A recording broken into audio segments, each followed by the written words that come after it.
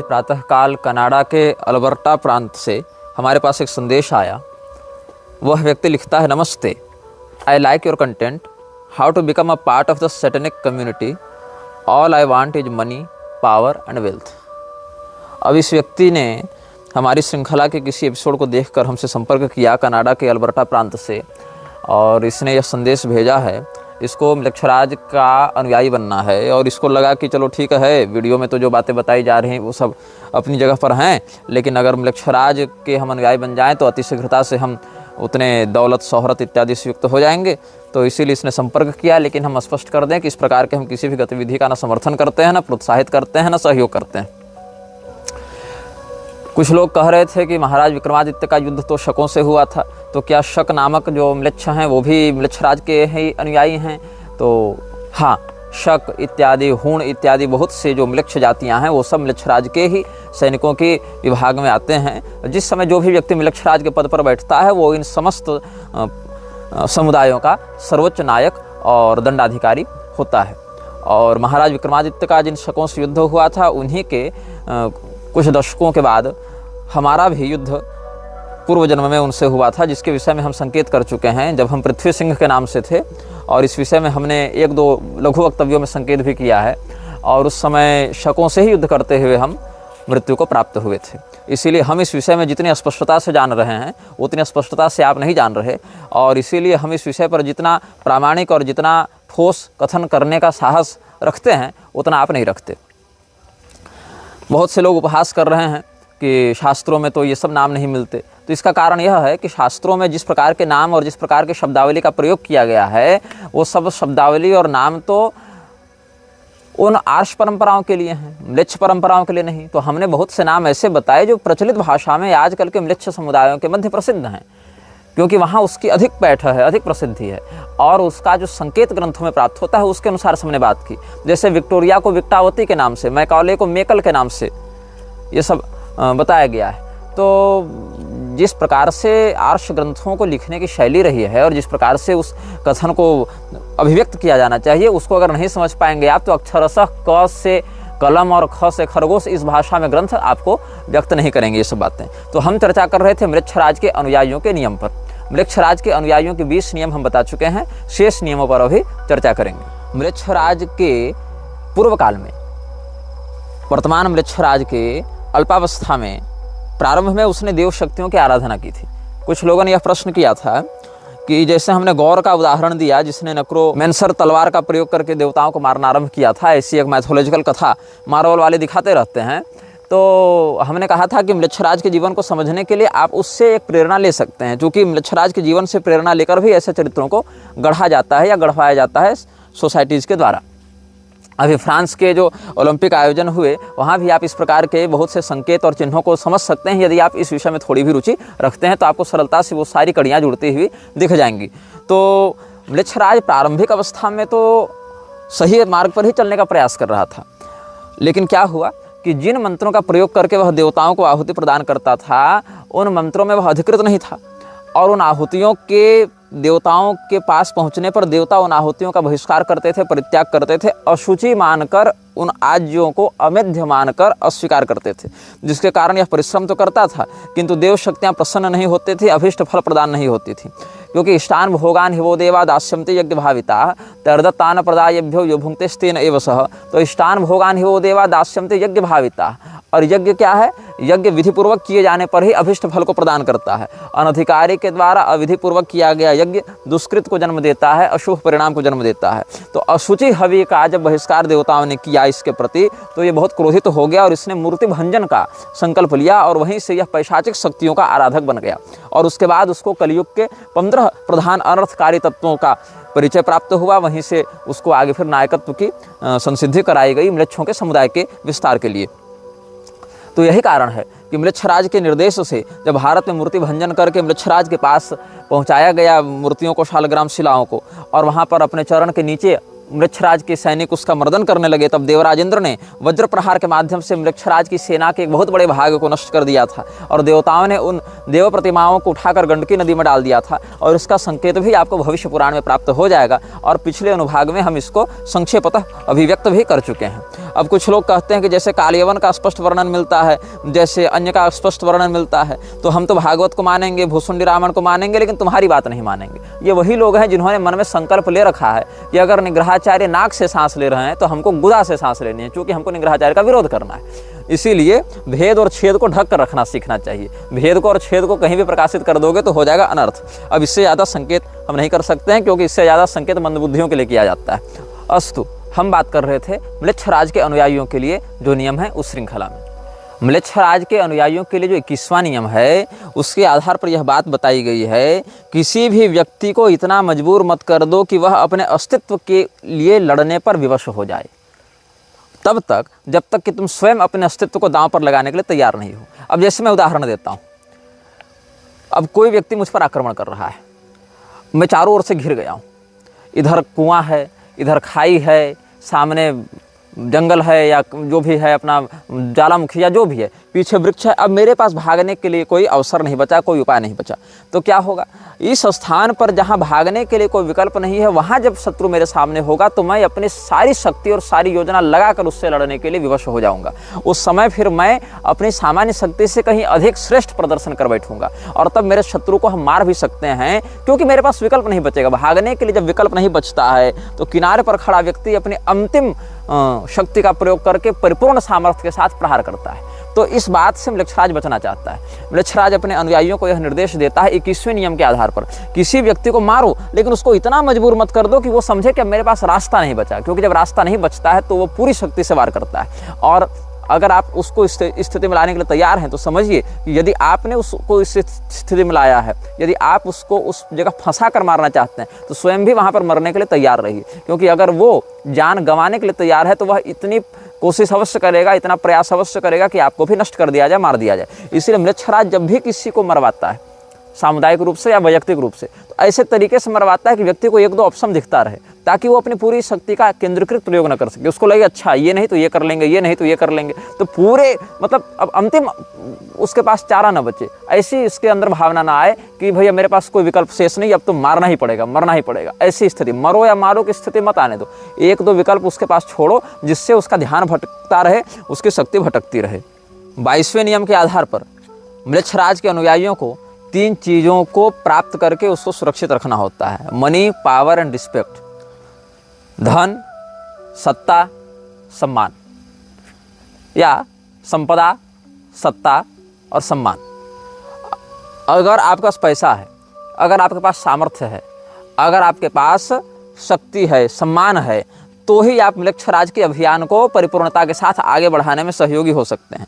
यदि आपके पास पैसा नहीं है, यदि आपके पास सम्मान नहीं है, यदि आपके पास सामर्थ्य नहीं है, पैसा नहीं है तो लोग आकर्षित नहीं होंगे, सम्मान नहीं है तो आकर्षित हुआ व्यक्ति भी चला जाएगा, और सामर्थ्य नहीं है तो आप धन का इच्छानुसार प्रयोग नहीं कर सकते, पैसा नहीं कमा सकते। इसलिए तीनों एक दूसरे से जुड़े हुए हैं। लेकिन इन तीनों में भी सम्मान आपके पास होना चाहिए, मतलब सामाजिक रूप से आप समाज में प्रसिद्ध और प्रतिष्ठित होने चाहिए, क्योंकि अप्रतिष्ठित रहेंगे, बदनाम रहेंगे, यदि आपकी छवि बहुत खराब रहेगी तो लोग आपकी ओर आएंगे नहीं, जुड़ेंगे नहीं, आपकी बात से प्रभावित नहीं होंगे। तो म्लेच्छराज के विषय में जो आप अपना अभियान सफल करवाना चाहते हैं, म्लेच्छराज के सिद्धांत को उसके हृदय में स्थापित करना चाहते हैं, वो कैसे होगा? इसीलिए आपको सबसे पहले प्रतिष्ठित होना पड़ेगा, पैसे वाला बनना पड़ेगा, सम्मानित होना पड़ेगा, सामर्थ्यवान बनना पड़ेगा, ताकि लोग देखें अरे इनका सामर्थ्य तो देखो, इतने बड़े बड़े लोग इनके पास आते हैं, अरे इनका वैभव तो देखो, इतना बड़ा बड़ा इनका जो है महल है, कार का काफिला है, इतने बड़े बड़े इनके घर हैं, तो इसका अर्थ एक बहुत अच्छे व्यक्ति होंगे, बहुत सम्मानित व्यक्ति होंगे। और पैसा जिसके पास होता है उसके पाप तो पैसा से ही ढक देता है समाज,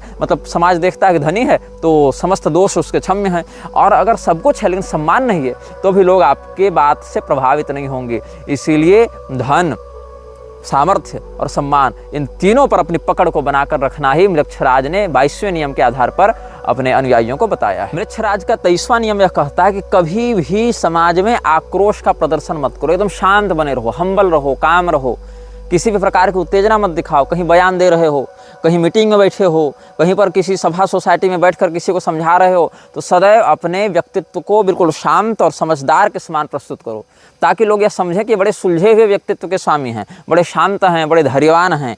तो जो व्यक्ति धैर्यवान होता है, जो व्यक्ति शांत व्यक्तित्व का धनी होता है, उससे अधिक लोग जुड़ना चाहते हैं। मुझसे अधिक लोग क्यों नहीं जुड़ना चाहते? क्योंकि मैं खरी खरी कह देता हूँ, मैं सीधे सीधे कह देता हूँ, इसलिए मेरे समर्थक से अधिक मेरे विरोधी हैं। लेकिन वहीं पर अगर हम 10 प्रकार के भी गलत काम कर रहे होते, लेकिन कैमरे के सामने बड़े सुंदर, सरल, एकदम सामान्य, एकदम दंडवत वाली मुद्रा में रहते, सबके सामने बड़े मुस्कुरा कर मिलते, और चाहे पीठ पीछे कितनी भी गलत बातें करते या करने वालों का समर्थन करते, लेकिन लोग हमें एक अच्छे व्यक्ति के रूप में देखते। अभी मुझे अच्छे व्यक्ति के रूप में जितने लोग देख रहे हैं, उससे कहीं अधिक लोग बुरे व्यक्ति के रूप में देख रहे हैं। अहंकारी है, घमंडी है, क्रोधी है, ऐसा देखते हैं। तो म्लेच्छराज अपने अनुयायियों को यह सतर्क करता है, कभी भी समाज में उग्रता का प्रदर्शन मत करो, सदैव शांत बने रहो, ताकि जो व्यक्ति शांत रहता है, समाज उस पर संदेह नहीं करता, अरे ये तो सीधा साधा गौ आदमी है, ये क्या गड़बड़ करेगा। और वही व्यक्ति पीठ पीछे इतने बड़े षड्यंत्र को जन्म देता है, जिससे बड़े बड़े उपद्रव हो जाते हैं। तो म्लेच्छराज अपने अनुयायियों के लिए कहता है कि तुम हमेशा शांत बने रहो। इसके बाद अगला नियम क्या कहता है? तुम्हारी उम्र सीमित है, तुम्हारा सामर्थ्य सदैव एक जैसा नहीं रहेगा, इसीलिए कभी भी खाली बैठकर समय नष्ट मत करो। देखो, अगर धार्मिकता और अध्यात्म की दृष्टि से देखो तो म्लेच्छराज के बहुत से नियम ऐसे हैं जो आदर्श के समान प्रतीत होंगे। ये तो अच्छी बात है कि समय बर्बाद मत करो, शांत रहो और समाज में सम्मान को महत्व दो। ये सब कुछ ऐसी बातें हैं जिससे लगता है कि बहुत ही आदर्श समाज की परिकल्पना करना चाहता है। और न्यू वर्ल्ड ऑर्डर वाले भी इसी प्रकार से प्रस्तुत करते हैं स्वयं को कि हम एक विश्व में आदर्शतम व्यवस्था को जन्म देने वाले हैं। हम एक ऐसी व्यवस्था को लेकर आएंगे जिसमें कोई अन्याय नहीं होगा, कोई अनीति, कोई भेदभाव नहीं होगा, ताकि अधिक से अधिक लोग आकर्षित हों। लेकिन ये जो आदर्श कल्पना है वो धरातल पर इतनी भयावह है कि जब आप अंदर से इसको समझेंगे तब समझ में आएगा कि ये तो सोने के घड़े में रखा हुआ जहर है। तो म्लेच्छराज यह कहता है कि तुम बूढ़े हो रहे हो, तुम्हारी कार्य क्षमता, तुम्हारी शक्ति घटती रहेगी, इसीलिए जो काम तुम 25 साल की उम्र में कर सकते हो 45 में नहीं, 65 में नहीं कर सकते हो। इसीलिए जिस समय जिस प्रकार का सामर्थ्य तुम्हारे पास है उसको पूरा निचोड़ लो, उसका पूरा प्रयोग कर लो। अगर पूरा प्रयोग कर लोगे तो उससे अपेक्षित जो फल है पूरा प्राप्त करोगे, और समय बीत जाएगा तो तुम वह ऊर्जा नहीं प्राप्त कर सकते हो, वह विनियोग नहीं कर सकते हो, और काम तुम्हारा पीछे चला जाएगा। म्लेच्छराज का 25वां नियम यह कहता है कि ऐसी बात समाज के सामने प्रस्तुत करो जिसको लोग पहले से पकड़ना चाहते हो, लालायित रहते हो। मतलब लोग जो सुनना चाहते हैं वैसी बात बताओ। लोग अगर चाहते हैं कि हमको विधवा विवाह करना है तो तुमको हाँ विधवा विवाह में क्या बुराई है। लोग अगर चाहते हैं कि मुझे लव मैरिज करनी तो हाँ लव मैरिज में क्या बुराई है। लोग अगर चाहते हैं कि अच्छा चलो पुरुष और स्त्री के मध्य का भेद मिटा दो, समलैंगिक संबंध बनाओ, तो कहो हाँ क्या बात है, बिल्कुल सही। तो बदलते हुए जमाने के साथ बदलो, ये म्लेच्छराज का अगला नियम है। मतलब जैसा जैसा समाज चाहता है वैसा वैसा तुम उसके सामने अपने मानसिकता को दिखाते जाओ। इससे क्या होगा, समाज से तुम टकराओगे नहीं। और वस्तुतः क्या होता है, पहले 1-2 लोग कुछ बात कहते हैं, उनको लोग कहते हैं पागल है। जैसे म्लेच्छराज ने किसी नियम को लागू किया, म्लेच्छराज ने मान लो आज नियम लागू किया कि सभी लोग अपने पहले बच्चे का मांस खाएंगे। बहुत पैशाची बात है, एक तरफा विद्रोह होगा समाज में कि नहीं हम ऐसा नहीं करेंगे। लेकिन जो लोग प्रतिष्ठित हैं, जिनके पास पैसा है, जिनके पास सामर्थ्य है, म्लेच्छराज के ही एजेंट हैं और इन तत्वों से युक्त हैं, कैमरे के सामने हम्बल हैं, वो धीरे धीरे करके 5 साल, 10 साल, 20 साल में कहेंगे कि हाँ ऐसा भी होना चाहिए, ये भी ठीक बात है, इससे विश्व की जनसंख्या नियंत्रित रहेगी। फिर 10-5 वैज्ञानिक मिलकर कहेंगे कि अपने बच्चे का मांस खाने से ये फायदा है, ये बीमारियां नहीं होती हैं। ऐसा करते हुए, और कुछ तो स्वाभाविक पैशाचिक मानसिकता से रहेंगे, तो इससे क्या होगा, एक संगठनात्मक शक्ति का निर्माण होगा और वह शक्ति आंदोलन करेगी, दंगे करेगी और सरकार के सामने ऐसे रूप में प्रस्तुत करेगी कि हम भी एक कम्युनिटी हैं, हम भी एक संस्था हैं, हमारा भी एक सिद्धांत है, हमारी यही जीवन शैली है, यही हमारा लाइफ स्टाइल है। तब धीरे धीरे जाकर जो बड़े लोग हैं समाज की नज़र में, वो कहेंगे कि हाँ ये बात भी लागू की जा सकती है। और उस समय समाज जिस प्रकार का मनोबल देखता है अपने आदर्शभूत लोगों का, वैसी ही मानसिकता से युक्त होता जाता है, तो वह कहेगा यही सही है। तो 10 साल 15 साल पहले जो नकारात्मकता थी वही 1-2 पीढ़ी जाते जाते एक जनरलाइज उपलब्धि हो जाएगी। इल्यूमिनाती की जब आधिकारिक घोषणा हुई थी स्थापना की, तो वहाँ भी भ्रूण हत्या इत्यादि को बिल्कुल जनरलाइज करने की बात रखी गई थी, जिसको तात्कालिक सरकारों ने बहुत विरोध किया था। लेकिन हुआ क्या, अंत में समय लगता है स्वीकार्यता में, लेकिन आज भ्रूण हत्या एक ऐसा विषय बन गया है जिस पर कोई बात भी नहीं करना चाहता। मतलब वो तो बिल्कुल सांस लो और सांस छोड़ो, इतना सामान्य विषय हो गया है। शादी के बाद भ्रूण हत्या एक सामान्य विषय हो गई, लेकिन अब तो वो इतना कचड़ापन हो गया है उसमें कि शादी के पहले भी 10-10 भ्रूण हत्या हो तो पुलिस पूछताछ नहीं कर सकती, डॉक्टर पूछताछ नहीं कर सकते, इतना उसको विकृत करके स्थापित कर दिया गया है। तो कभी भी ऐसा ऑफर नहीं देना चाहिए जो समाज के हितों से, मानसिक हितों से, जो उसकी रुचि है उससे टकरा जाए। हमेशा जनता को लगना चाहिए कि तुम तो उसी के मन के अनुसार चलते हो, मतलब हम जो सोचते हैं हमारे नेता भी वही सोचते हैं। इससे जनता को लगेगा कि अच्छा ये तो बहुत अच्छा व्यक्ति है, जितना अच्छा हम उतना अच्छा वो। 26वां नियम यह कहता है कि न्याय की प्रतीक्षा करो। न्याय की प्रतीक्षा करो, ये 26वां नियम इसलिए कहता है ताकि समाज की मानसिकता को समझकर किसी भी निर्णय को कभी भी न्याय कह दिया जाए और कभी भी अन्याय कह दिया जाए। एक छोटा सा उदाहरण देता हूँ आपको। शादी 18 साल की उम्र में होनी चाहिए लड़कियों की और लड़कों की 21 साल। ये ठीक है, एक बात लागू कर दी गई, लोगों ने धीरे धीरे मान लिया। उसके बाद शादी 21 साल की उम्र में होनी चाहिए। अब अगर 18 साल की उम्र में करते हो शादी तो वो अन्याय होगा, गैरकानूनी हो जाएगा। इससे पहले व्यभिचार की जब धारा थी, व्यभिचार करने पर दंड मिलता था, अब कोई दंड नहीं होगा, अब तो केस मुकदमा FIR कुछ भी नहीं होगा, अब प्राइवेसी का मामला हो गया। तो कहने का भाव हमारा यह है कि प्रतीक्षा करो। समाज जैसा बनना चाहता है, समाज को हम जैसा ढाल रहे हैं, उसमें अगर समाज पर्याप्त ढल चुका होता है तो पहले के अन्याय आज के समाज के लिए न्याय हो गए और पहले के जो न्याय थे आज के लिए अन्याय हो गए। पहले जो काम करने से दंड नहीं मिलता आज मिल जाएगा, पहले जो काम करने से दंड मिलता था अब नहीं मिलेगा। तो जस्टिस क्या है, न्याय क्या है? तुम्हारी इच्छा ही न्याय है। अगर हम चाहें कि ये काम गलत है तो वो गलत हो जाए, हम चाहें नहीं ये काम सही है तो वो काम सही हो जाए। इसलिए कभी भी हड़बड़ी में न्याय की कामना मत करो, प्रतीक्षा करो। हो सकता है जो काम आज तुमको गलत लग रहा हो कल को हम ऐसा कुछ प्रभावी रूप से लागू कर दें कि वही सही काम हो गया, या हो सकता है जो काम करने पर आज तुमको पुरस्कार मिल रहा हो कल को उसी काम को करने पर तुम्हें दंड मिलने लगेगा। इसलिए न्याय और अन्याय कुछ नहीं है, न्याय और अन्याय तुम्हारी रुचि का विषय है। यही अगला नियम मृक्षराज ने बताया कि तुम बस प्रतीक्षा करो, धैर्यवान बने रहो और सीक फॉर जस्टिस, चाहे ये कितना भी समय ले ले। आज तुम्हें जो लोग गलत कह रहे हैं वही लोग कल तुम्हारा अनुसरण करेंगे, तुम्हारे उसी काम में तुम्हारे सहयोगी बनेंगे। 27वां नियम यह कहता है कि तुम जिस प्रकार की जीवन शैली जी रहे हो उसकी आदत अपने बच्चों में डालो।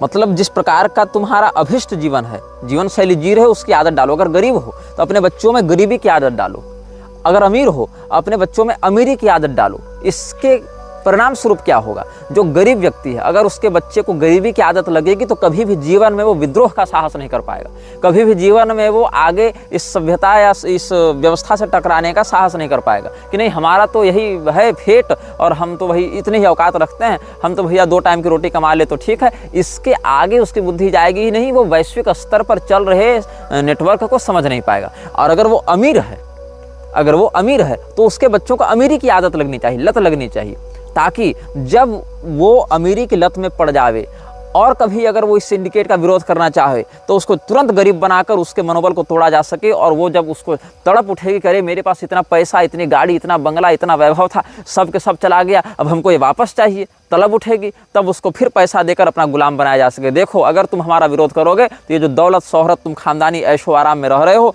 वो सब के सब तुम्हारा नष्ट हो जाएगा और तुम बिल्कुल सड़क छाप बन जाओगे, तुम्हारा हम दिवालियापन निकाल देंगे, तुमको दिवालिया कर देंगे। तो ये अगला नियम है कि जो तुम्हारा बच्चा है उसमें अपने ही स्थिति की लत डालो। गरीब है तो गरीब बनने रहने दो उसको, ताकि वो विद्रोह न कर सके और उसकी बुद्धि अपनी रोटी के आगे न जा सके। और अगर तुम अमीर हो तो अपनी अय्याशी को पूरा करने के लिए तुम हमारे गुलाम बने रहो। मृक्षराज का 28वां नियम यह कहता है यदि तुमने कोई ऐसा कार्य कर दिया है जिससे हमारे अभियान को खतरा है तो उस काम की भरपाई तुम ही करोगे, उस गलती की भरपाई तुम ही करोगे। ये नहीं कि हमने गलती कर दी और भरपाई करने हमारे सीनियर अधिकारी आएंगे, नहीं। जो गलत तुमने काम किया, जो तुमने त्रुटि की, जो तुमने भूल की, उस भूल की भरपाई तुम करोगे, उसका सुधार तुम करोगे। और अगर ऐसा करने में तुम असफल होते हो तो सीधे सीधे तुमको उस पूरी कड़ी से हटा दिया जाएगा, वो पूरी कड़ी ही तोड़ दी जाएगी। जैसे किसी खेत में आग लगती है, भगवान न करे कभी आपको ऐसा नुकसान उठाना पड़े, ऐसी हानि उठानी पड़े, लेकिन किसान क्या करता है, जैसे खेत में आग लगी तो अगल बगल के खेतों की फसल को काट देता है, चाहे वो पकी हो चाहे न पकी हो, ताकि ये फसल बर्बाद हो। फर्स्ट लेयर में आग लगी, सेकेंड लेयर की दूसरी परत की फसलों को काट दिया ताकि तीसरे परत की फसल और उनसे जुड़े खेत बच सके। तो दूसरे परत की फसलों ने कुछ बिगाड़ा नहीं था, वो केवल कनेक्शन बना रहे थे पहले और तीसरे लेयर के बीच में, पहले लेयर में आग लगी तो दूसरे लेयर की फसल काट दो ताकि तीसरे और बाकी लेयर वाले बच सके। यही है, जिसने गलती की अगर उसने उस गलती को नहीं सुधारा, उस स्तर के अधिकारी ने, उस स्तर के गुलाम ने अगर उस काम को ठीक नहीं किया तो उसको पूरे के पूरे सिस्टम से काट दिया जाएगा, अलग कर दिया जाएगा ताकि उसके कारण बाकियों की पोल न खुले। ये 28वां नियम है। 29वां नियम जो है वो बड़ा प्रसिद्ध है और कई बार तो हम भी अपने वक्तव्यों में प्रयोग करते हैं, लेकिन मृक्षराज के प्रोत्साहन के रूप में नहीं, सैद्धांतिक रूप से, क्योंकि इसमें बहुत सारे नियम तो अगर दैवीय संपदा के दृष्टिकोण से नियंत्रित भाव से प्रस्तुत किए जाएं तो अच्छे भी हैं। जैसे बंदूक है, अब बंदूक आतंकवादी के हाथ में है कि आरक्षी के हाथ में है, उसके प्रभाव पर वैसा निर्भर करता है। कोई औषधि है, औषधि अगर सही विधि और सही मात्रा में सही व्यक्ति को दी जाए तो वह रोग निवारण का कार्य करती है, अन्यथा विनाश का कारण बनती है। उसी प्रकार से 29वां नियम क्या है कि कम से कम बोलो, अधिक से अधिक सुनो और अपनी आंखें सदैव खुली रखो। कहाँ क्या हो रहा है इसको सतर्कतापूर्वक देखते रहो, ऑब्जर्व करते रहो और बोलो कम, सुनो अधिक। इससे क्या होगा, तुम अपने विषय में रहस्य को छिपाने में समर्थ हो जाओगे और सामने वाले के विषय में अधिकाधिक जानकारी को प्राप्त कर लोगे। म्लेच्छराज का 30वां नियम 30वां नियम क्या है, कभी भी सामने वाले के समक्ष विषय को संपूर्णता से मत बताओ।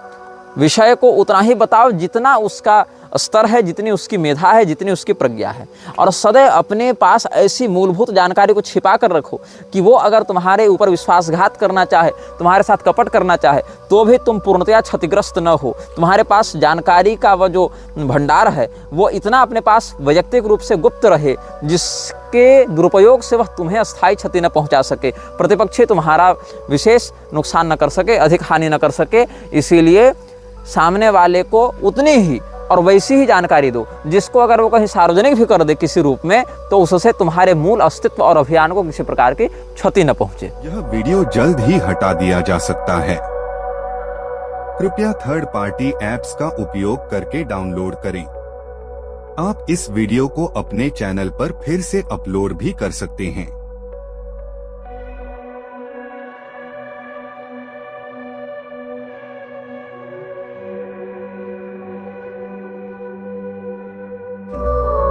This video may get deleted soon.